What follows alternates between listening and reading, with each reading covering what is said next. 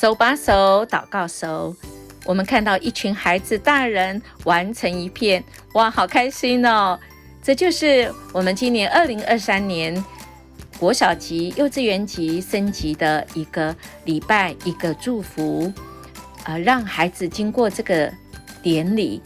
有祝福，让他们知道未来要面对的挑战，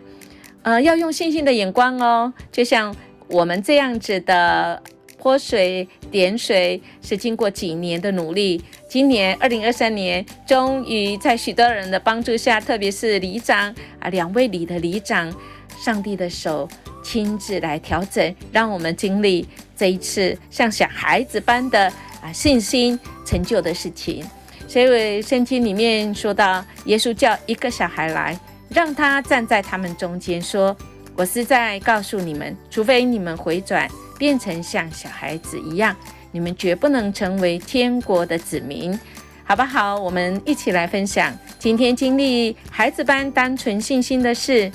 当然我们要恳求主，在那复杂的事情上给我们有信心的眼光，得以可以来突破我们目前的困境哦。家庭也一样，我们一定有经历很多共同经历孩子般信心的事情，那个美好的事情，我们可以来数算恩典哦。